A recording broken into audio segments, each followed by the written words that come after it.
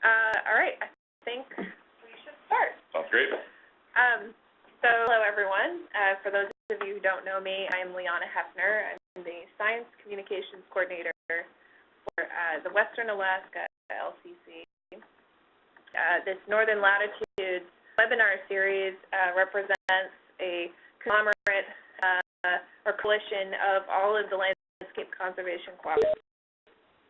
Geographies in Alaska, as well as the Alaska Climate Science Center, which is where our speaker is from today, Dr. Ryan Toohey. And just before we launch into giving some background info on Ryan, I just wanted to put in a plug about our upcoming webinars later this month, and we've got, as you can see on the screen, a whole host of different speakers and different topics that we'll be covering, so we hope that you can join us. We have this webinar series every 2 weeks, so you put on your calendar now and have some really fun to look forward to in the next 2 weeks. Okay, so let's level up Ryan's slide. And so Ryan Toohey has worked for over 20 years in water resources. What's really cool is that he has really lived and breathed and done interdisciplinary work.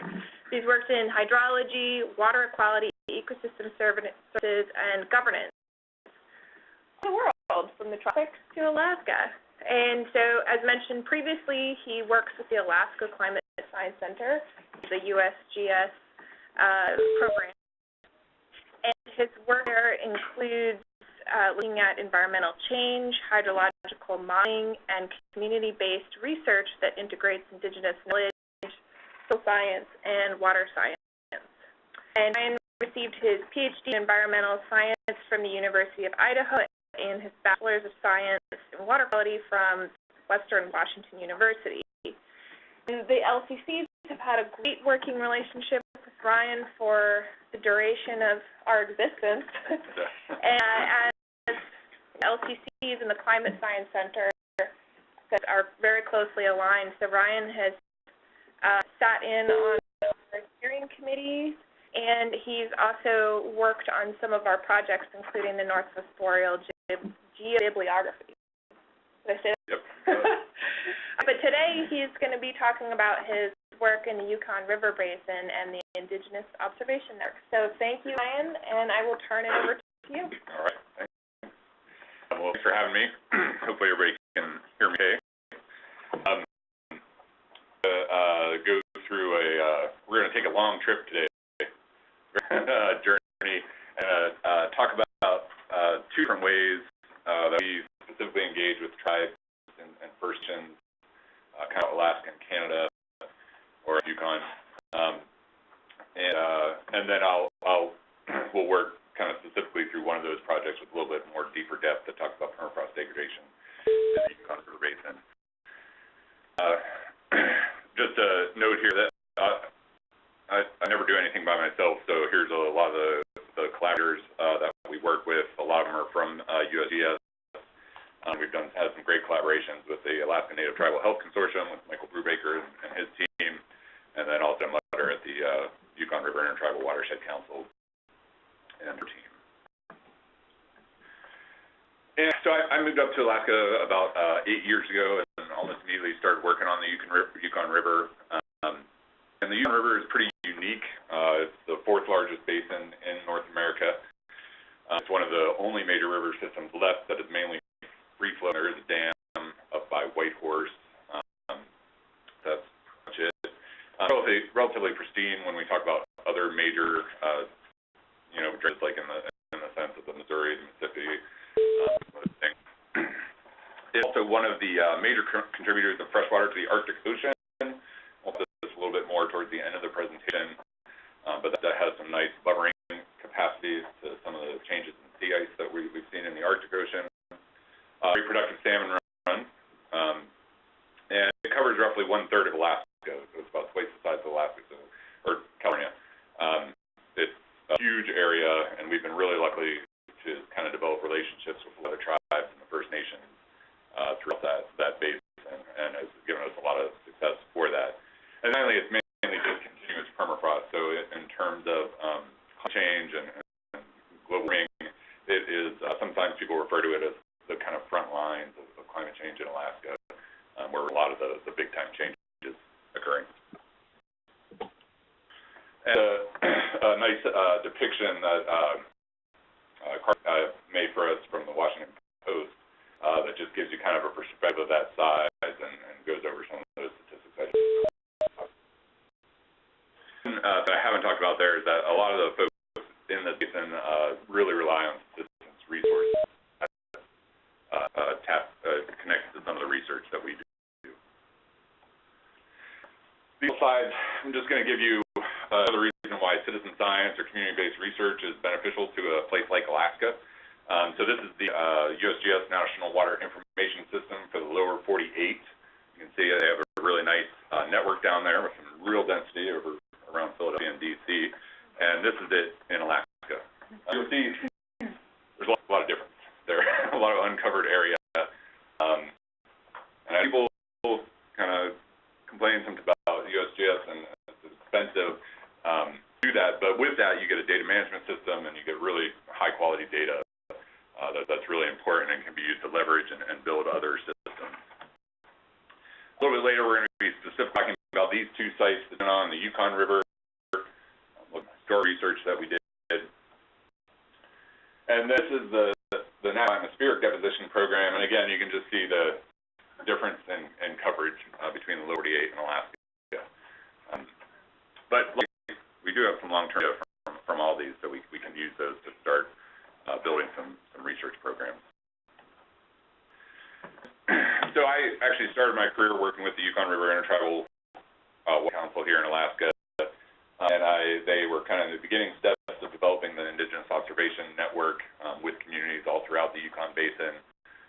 And this started out as a water quality program because they were very interested in starting to measure and research their water quality. And since then, we've been able to leverage that into a bunch of different projects that I'm going to kind of please describe here, and then I'll work through one in detail towards the last part of this presentation. Can everybody okay? Yeah, clear from Fairbanks. Great. And so this just gives you an idea of the density of our sites within the Yukon River Basin. You can see we have pretty good coverage. Obviously, we're not everywhere, but again, we typically will partner with communities, water quality, some permafrost research, and then also we do some community-based research, which entails kind of going into communities, talking to them about what their concerns are, and then building projects around those. The kind of the circles here are our water quality sites, and the triangles are the ALN sites, or the active layer network sites. And so this is a circumpolar effort that at George Washington University, where changes in that active layer depth, the depth above the permafrost throughout the circumpolar north. So we feed right into that effort. So the first thing I want to talk about, just a couple of things. As I mentioned, we've been able to kind of leverage these citizen science projects into more community-based participatory designs, and this is where we are essentially working with these folks, and we start to hear like, oh, they're concerned about moose, or they're concerned about wind travel, or they're concerned about different birds come out, or different water quality concerns, and kind of build upon those relationships, start talking to them more in depth, sit down with them and figure out some research questions that we are able to answer, can research, analyze the data, take it back to the communities, and make sure it's good to them, and if they have any additional input on that, finally give back the results. And that's been a kind of an important step research that in terms of capacity building, but also giving back and documenting Indigenous knowledge for the communities. And we do that in a variety of ways, from reports to audio recording to online atlases and those types of things. And I'll talk about some of those right now. So a number of years ago, we worked with 5 different First Nations over in Yukon and helped them build some climate adaptation strategies. They went into the communities and talked about the kind of changes they've seen over their lifetime in terms of changes in snow, changes in permafrost, changes in migration. With this project, we specifically asked them about water quality concerns, and so at each community we identified anywhere from 20 to 35 different sites that they were concerned about the water quality, and then we were able to prioritize those into 5 different kind of top 5 sites and do some water quality monitoring on those sites. And that essentially gave us was that water quality data that the First Nations could use to get some other funding to continue to study that. But we also got these nice maps of all the areas of concerns that were given back to the community and put up as posters in the communities. And so one of the things when it's becoming more important in research in general, but specifically when you're working with communities, anything you can do to kind of increase the sustainability of the project. So even if it's just leave a poster up in a community hall, somebody can go back and say, oh, hey, we did that a couple ago. And these other tribes have turnover in their positions and things, and so things get lost. Their partners have a lot of turnover too, and so we try to really think about that as we move down the road. Just this is from a different project in the Yukon-Kuskokwim Delta. We asked people about changes that they've seen time, and we looked at some of the intergenerational differences between youth, kind of adult community members, and then elders. And so, again, these are just some direct quotes. Some of the things are associated in that, but a nice voice to the community and being able to talk about some of their concerns and some of their changes they've seen. And we think back to those first couple slides about instrument documentation in Alaska.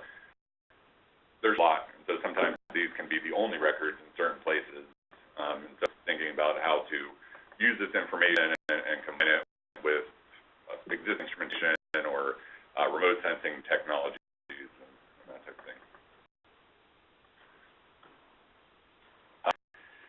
We've also been able to, a lot of our research with communities is qualitative in the sense that we're doing open interviews with folks and kind of letting the interviews go where they are, and then we do some analysis based on how much times people say certain things and group that into information.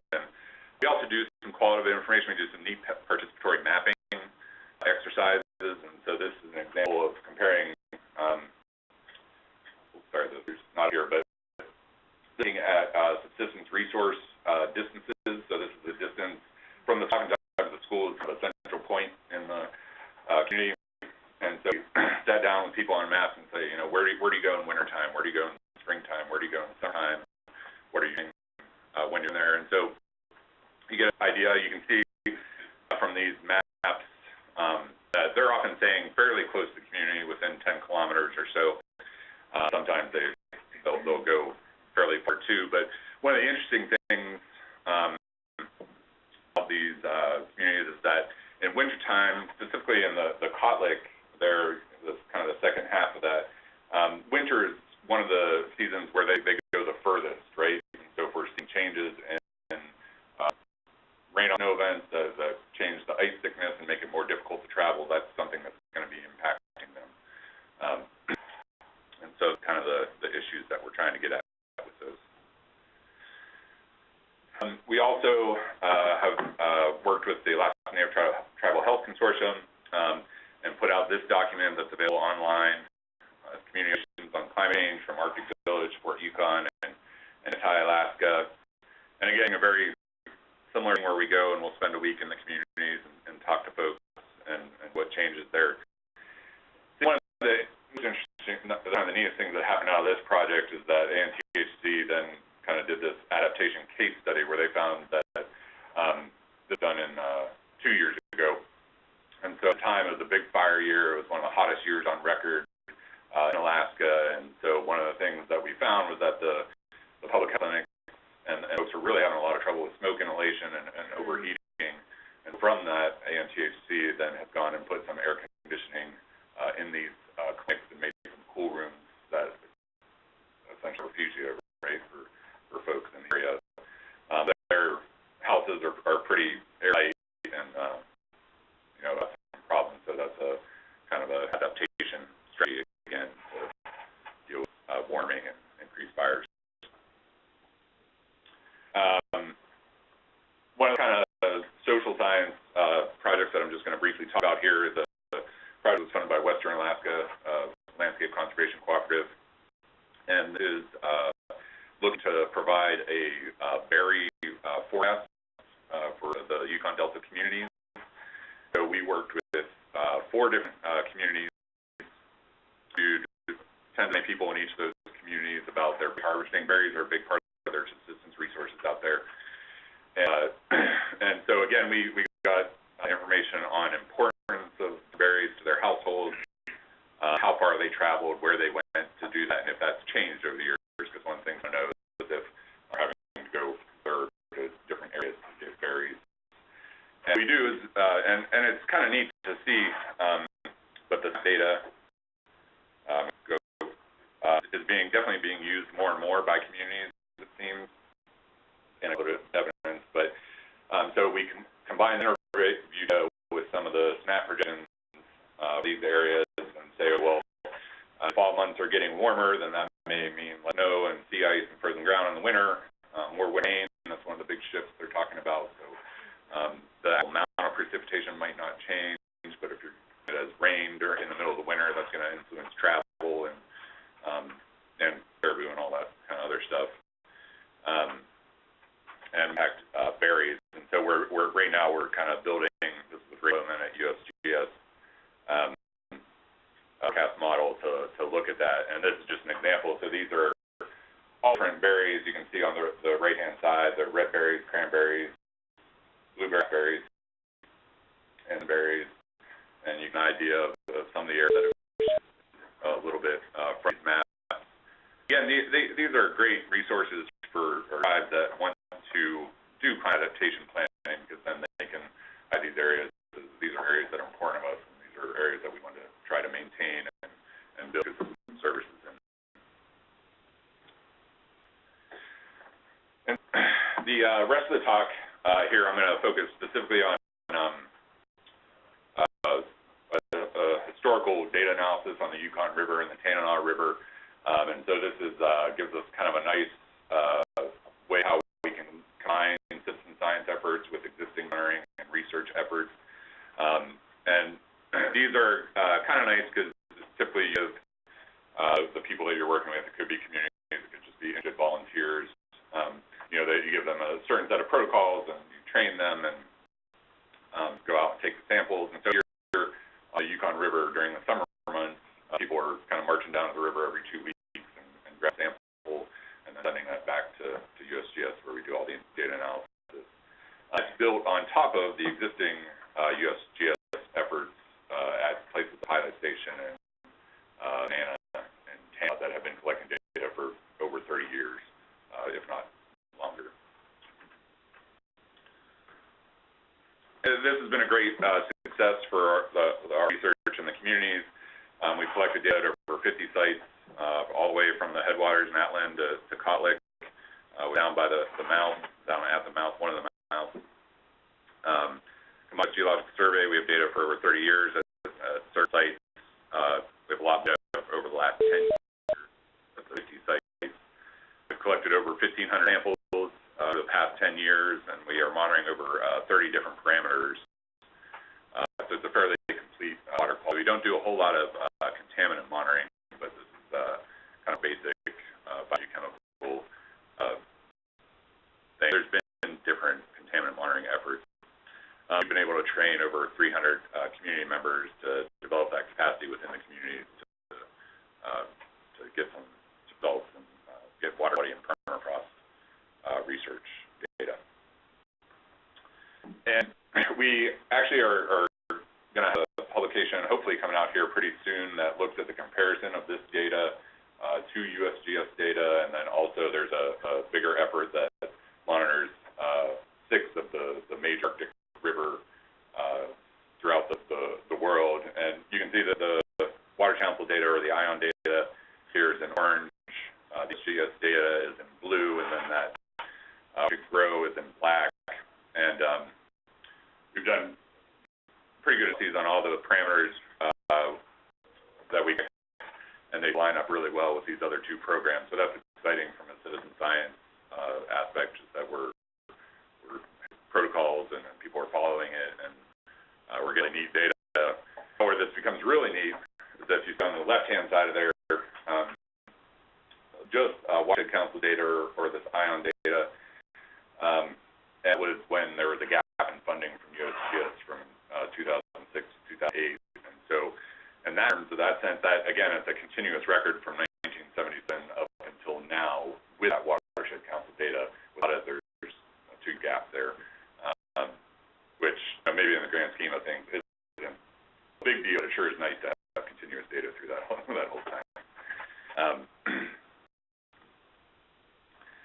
And so, as I mentioned, the Yukon River Basin is mainly discontinuous permafrost. It's also the interior of Alaska is seeing some of our biggest increases in temperature. So that's been documented in a lot of these different studies that have been going on for years now. The warming and thawing of permafrost has been occurring in the boreal regions. USGS has done some hydrologic analysis of just looking at discharge records. And they think that the Yukon will have over 25% groundwater, and that's increasing during the springtime. There's been satellite work done with the folks from UF, Reginald Muscat and Romanofsky, that have looked at the kind of gravity measurements and also seen some increased groundwater to the Yukon River Basin. There's some a little bit more general theoretical research that is based on certain case studies that have been done throughout the Arctic. You expect major ions to increase. So these are things like calcium, magnesium, sulfur, phosphorus. Increasing sulfate may result because of increasing groundwater contributions. Another great example of citizen science are the ice classics, right? We have data at two locations now that essentially goes back 100 years and has given us some really neat things. So freeze is definitely occurring later, and breakup is occurring later, so we're getting a shorter frozen period for the and then again, one of the final things that we're interested in is if permafrost is degrading, mercury is often within that permafrost. And the kind of preliminary studies seem to suggest that we're starting to see more mercury come into the system as a result of permafrost degrading throughout the watershed. And so basically we took this all this information and research and said, okay, well let's go and see what we can find on some of this USGS data, and then combined with the ION data. And that's what we're going to talk about for the rest of the time. So we looked at two nations that have the longest historical record of data within the Yukon River Basin. That's the Yukon River at Pilot Station down here towards the mouth. This is the functional outlet of the Yukon River. It's the last non-tidally influenced place within the river basin, and this is at a site there actually since the 1950s, which is pretty incredible. And we also looked at the Tannic River at Nenana, which has been a long-term USGS monitoring site for that time period. And this Poker Creek and Denali National Park are from that National Atmospheric Deposition Program, so looking at rainfall chemistry and precipitation chemistry, which is another thing to consider looking at long-term changes, or if we are seeing changes in the river water chemistry, that may be due to rainfall.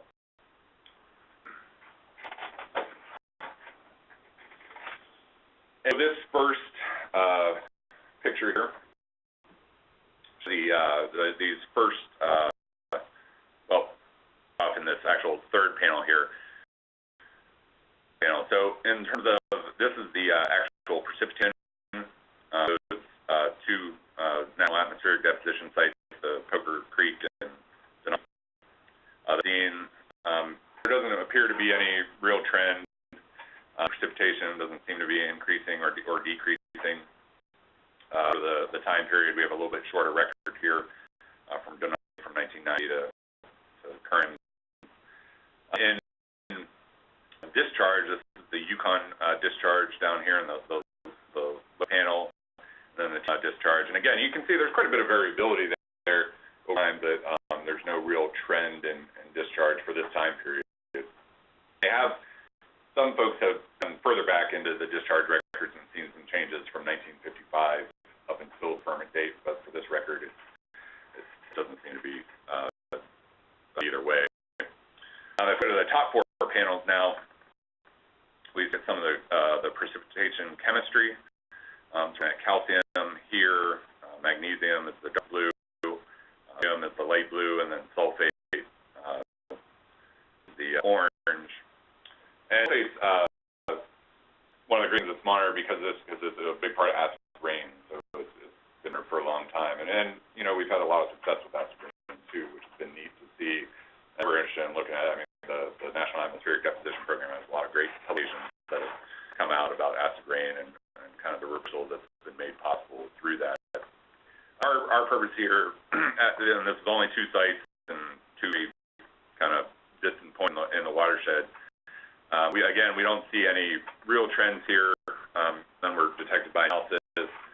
Looking, you might say it looks like there may be a negative trend for sodium and sulfate, but again, nothing really detected by analysis. So from that point, we're not really seeing any big changes in annual discharge, which we'll get to in a moment. No real changes in annual precipitation, and the precipitation chemistry doesn't seem to be very much. And again, that's over 30 years, so that's pretty interesting. When we start to look at some of the Yukon River chemistry and some of the tannic chemistry, you do see some pretty significant changes. And if we look at, again, this is Yukon River calcium in the light blue, magnesium in the dark blue. This is looking at calcium and magnesium, and seeing some pretty significant upward trends in these cation ions. More so when we look at Yukon River and the sulfate, that's a trend that's going to be close to doubling here probably in the next couple years, which is a very significant increase. About what we think some of those are related to, and then this final one, the Yukon phosphorus, we're also seeing it's still pretty low levels because phosphorus is generally kind of levels, but it's increasing over those time periods well.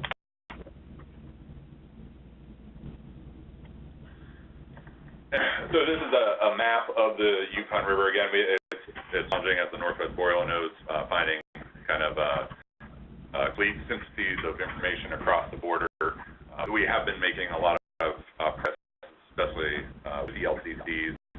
They've done a number of efforts, including the integrated ecosystem model that's helping to bridge some of these gaps. And the USGS in general is working on kind of harmonizing some of the border watersheds and putting those maps together. But this is just in Alaska. And so you see, just in general, it's a very discontinuous process. Again, we think probably one of the mechanisms that's contributing to some of these changes in the cap. So this shows us a depiction of the kind of soil and water environment, general site within the Yukon River. So, you know, if you go out there and you dig a hole in the ground somewhere in the Yukon or even around here, what you'll usually find is a nice organic, rich layer of soil. That's at the top. That has all the dead sticks and leaves and things that are decaying at top of that. And if you go further down and further down, you get into more mineral soil, which has less of those things, and it's silver or clay loam. And every year, since our soils freeze every year, you see a consistent pattern over the whole time. Where at the beginning of the summer, you get a nice, really organic, rich signal during that beginning of the summertime. And at the end of the summer, you get a more mineral signature because that water is getting deeper down into that mineral soil. The whole basin is kind of unfreezing and opening up groundwater paths, and so you just get a bigger inrush of that mineral signature. And so we talk about losing our permafrost or even getting it deeper, then theoretically we should see more of that mineral signature in time. And so that's what we saw in the graphs before this, where we're seeing a lot of the weathering ions like calcium and magnesium through that time. And so that seems to agree pretty well with a lot of the research that's been done before and some of the long-term things.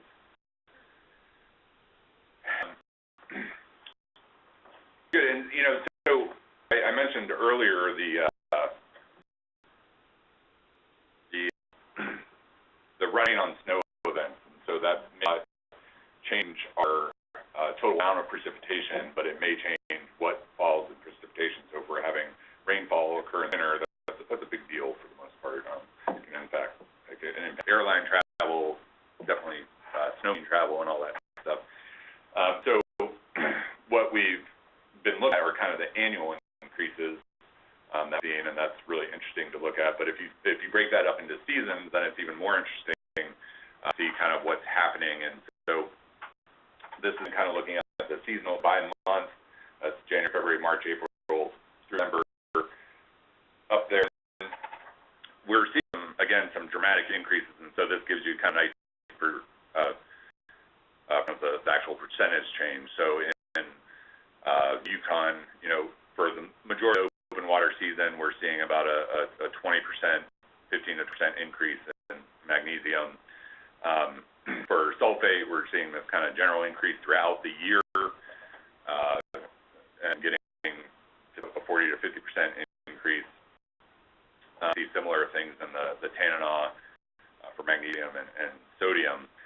But the interesting points about this graph is, so if you look here in the magnesium and the sulfate, the actual amounts that are being released are similar to the rest of the open water year. However, in terms of general relative contribution, they're a lot more compared to the rest of the year. And so what that is suggesting is that a lot of these pathways are opening up about a month earlier. It's probably due to the earlier breakup dates and the runoff and snowfall. See again, kind of similar patterns, although not as pronounced for some of the other. As we looked at this last table, these last four panels are at dissolved organic carbon, which is an important part of the carbon cycle, and people are interested in what that's doing. We see some increases, but they're relatively minor, but they're happening during February, in August and September, times when you think that the watershed really shouldn't be that active. So there's different sources coming from different places, and that this is coming from groundwater that's entering the system. And so you have different outputs, and that again becomes important for the calculation of carbon fluxes and those types of things. The one last interesting thing here is the phosphorus, and so phosphorus is much different than all these other elements that we've been talking about. Those are all water soluble. And phosphorus is for a certain extent, but oftentimes phosphorus is bound to sediment and particles. And so even though the increases we're seeing are not very large, they are large increases in terms of percentage. And what we think this is probably is linked to is kind of the erosion that's happening within the Yukon. So with this less frozen Yukon River period, you're having more erosion both at the front during breakup and then at the back end during freeze-up. And we've seen, a lot of the communities along the river are having problems with erosion in terms of eating into their communities, or big flooding events with ice jams. That could be part of that too, loosening up all that sediment and sending it downstream. So I'm going to talk about for the water chemistry, and I'll take questions here in just a minute.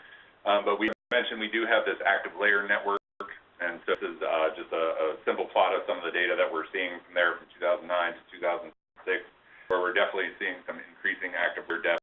So that unfrozen layer above the permafrost is seemingly getting different in a number of places.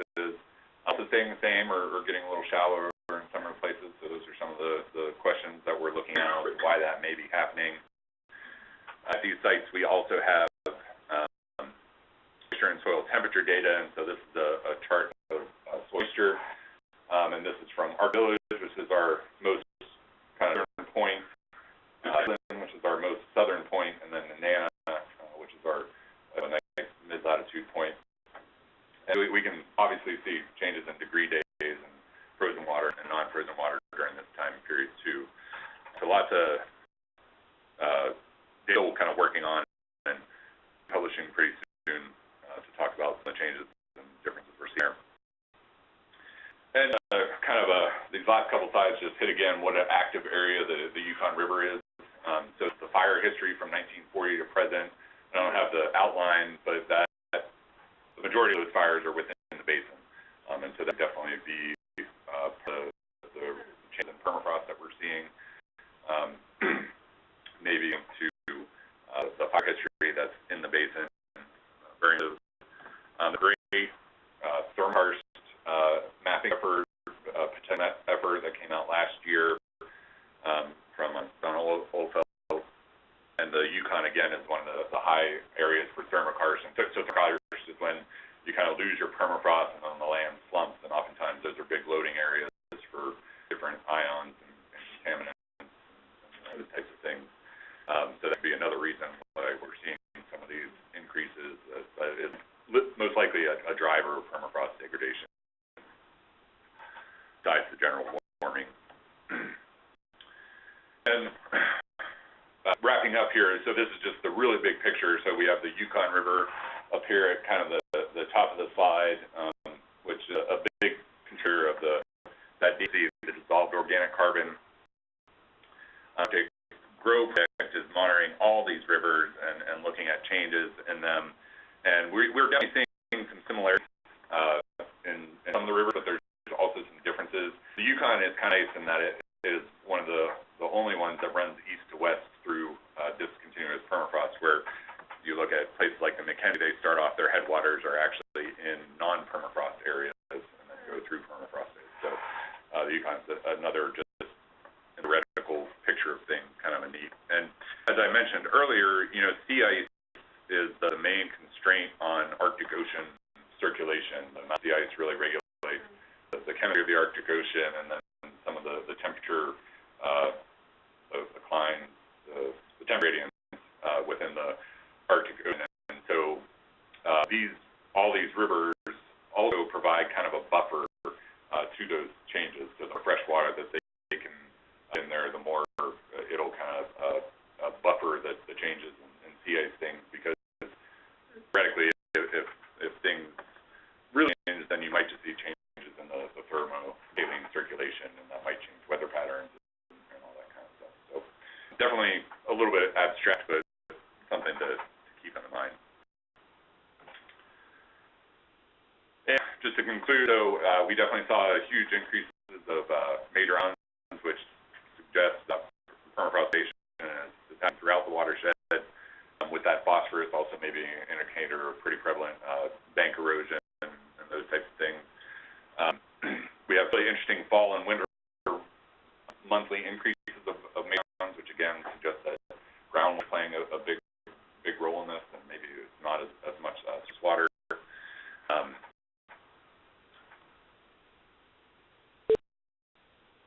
And yeah, I think that I've covered most of it. So we're going to be putting out looking at regional comparisons within the watershed. So we have all the data at these certain sites, looking for differences in permafrost coverage, because while the Yukon is mainly discontinuous, there are some continuous pieces of permafrost, and then there's places that don't have it as well. So there's a lot of interesting information we can glean from there. And looking at those active layer dynamics, and then specifically focusing on the delta, because that's an area that is pretty sparse in terms of chemistry and permafrost research. So, Kayan, Joe, any questions? Thanks. Yeah. So how about we start out with folks who are on the phone with questions?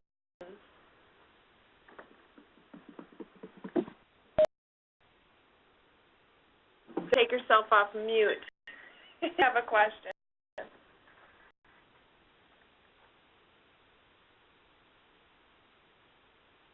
All right, so in the room here? That too. Saw that hand first. I was wondering how information is being received in the communities that are helping you collect it, and is anything being done with it at this point in time? Can you rephrase the question for? Yeah, the question was asked how about how this information is being received in the communities and if anything's being done with it. And a great question, and really important to this kind of merge, because you need to give it back if you want a sustainable relationship. We've done that a number of different ways. Probably the most is that we've published all this data to Science Base, and so it's publicly available. It's all done on agreement with the communities. And so not only can the communities use it, but then the researchers and whoever else is interested can read it. We've all made an effort to put it into the State of Alaska Water Quality Report as well, so the state is aware of the data as well. Specifically, talk about the communities. There's a couple of ways. So we've done individual community reports that we've given back to the communities for both their separate reports, one for the water quality and then one for the permafrost or active layer. And so what's starting to be done with that information is it's starting to go into some of these climate adaptation planning efforts. Like the community that's using that, Chivac is another community that are use those data and saying, well, we've been collecting this data for the last 6 to 10 years, and it's part of our climate adaptation plan and part of our baseline monitoring. A lot of the people that we work with get funding through environmental protection staff in the general assistance program. But I think that's also an area that we're continually trying to figure out how to make it useful and interesting to the communities. And so that's what's led to some of these other objects of working more in depth with documenting indigenous knowledge and putting those two. One of our most successful things that the Watershed Council has mainly done has been able to develop a tribal conservation district with Venus High and Arctic Village, and use some of this information as part of the science plans and the indigenous knowledge plans that are associated with that. So and finally, I guess we've also worked several folks on doing kind of different online databases. So we've worked with Geographic for a couple years to do, they have a field scope, which kind of visualizes some of the water quality data, lets you at it throughout the watershed and look for differences based on time period and that kind of stuff. Then we've also worked closely with the Exchange for Local Observations and Knowledge in the Arctic, which is they specialize in developing these kind of community atlases.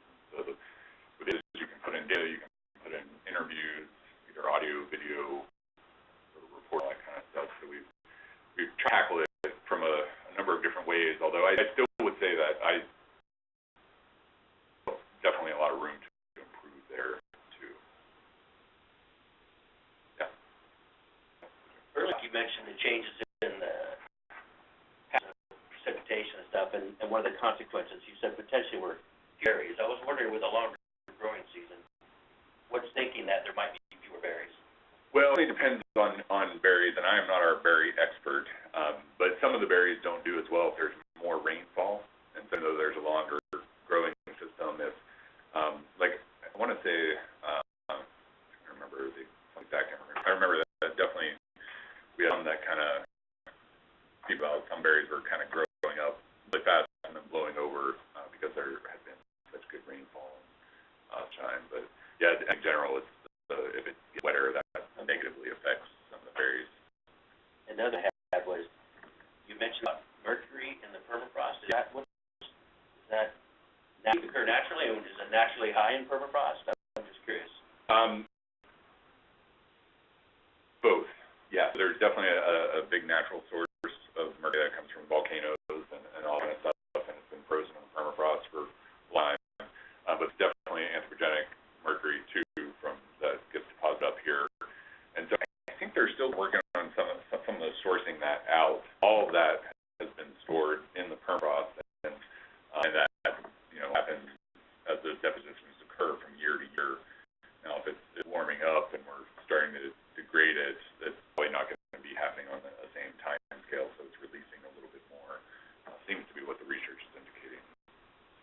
Now, there's a other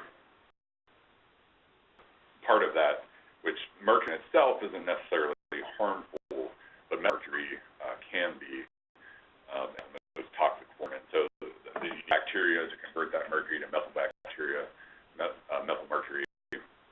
Sulfate is one part of that equation. So that increasing in sulfate may have some implications for methylation of mercury as well. This is Mike Spindler in Fairbanks. Hey, Mike. A question on dissolved carbon versus tannic acid. I have always been told that tannic acid is what colors the water coffee color in the interior. Is tannic just one component of total dissolved carbon? Yep. Yeah, that's correct. Yeah. Yeah. So often people will say that the carbon is that coloring too, but that's one component. Thank you. Yeah. I have a question. Sure.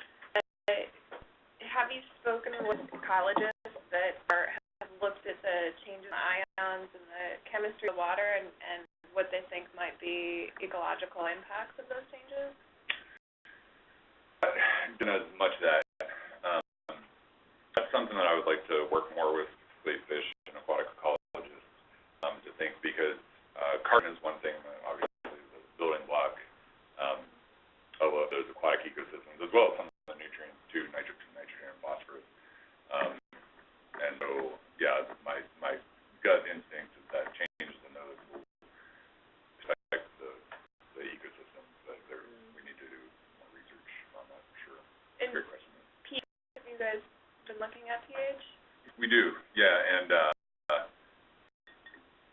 there should be a slight decrease in pH time period, although pH is one of those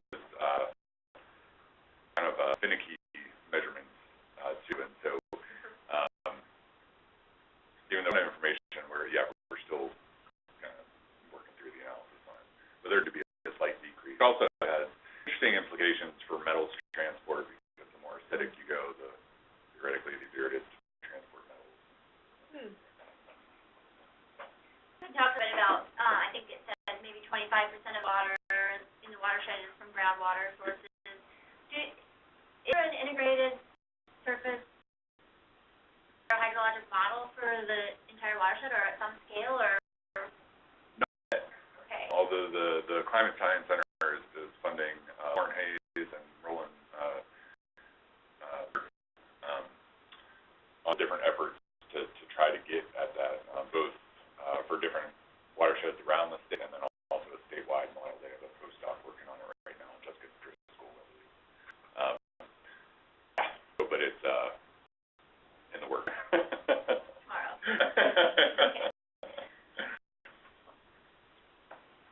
Good question.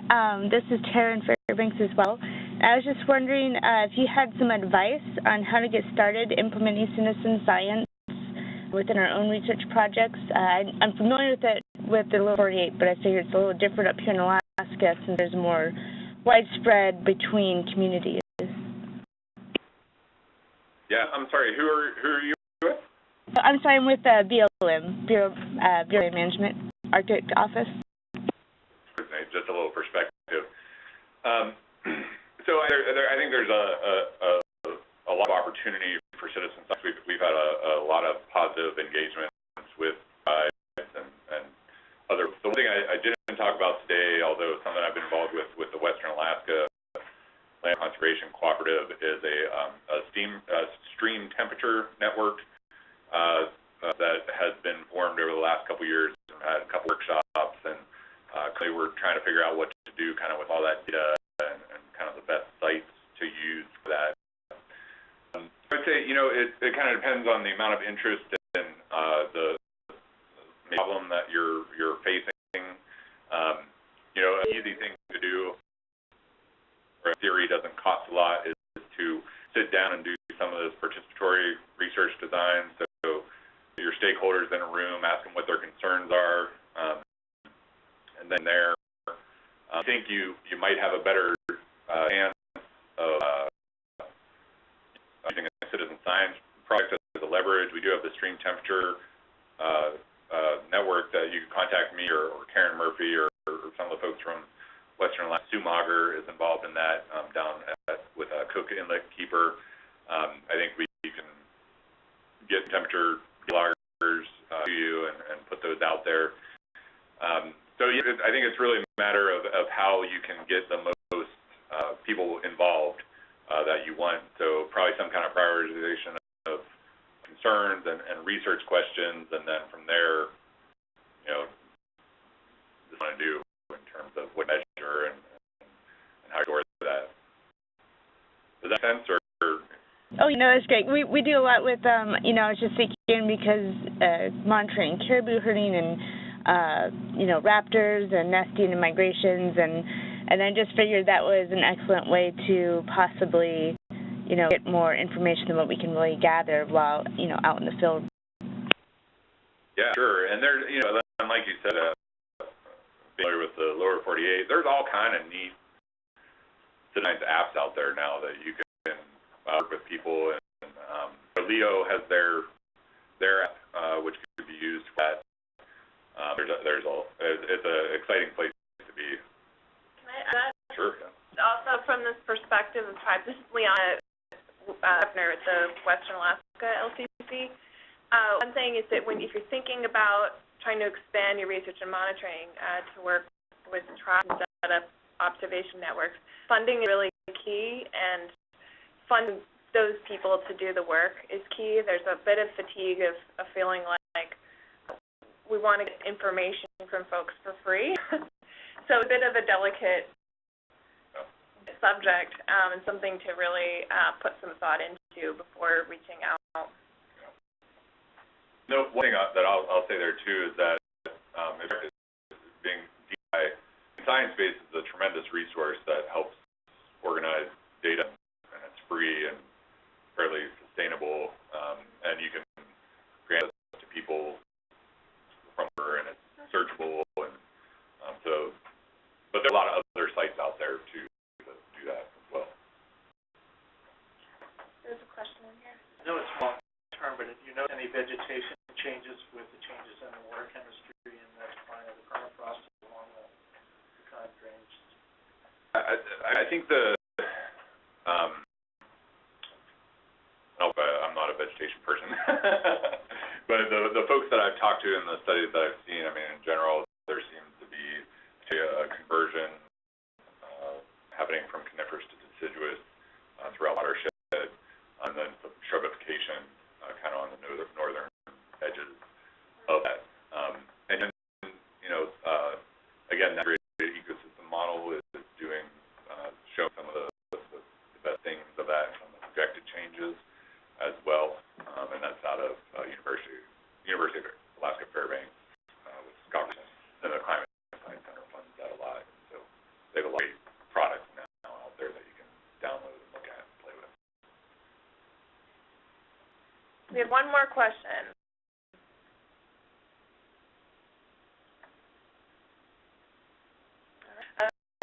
For all the questions, that was great. I love the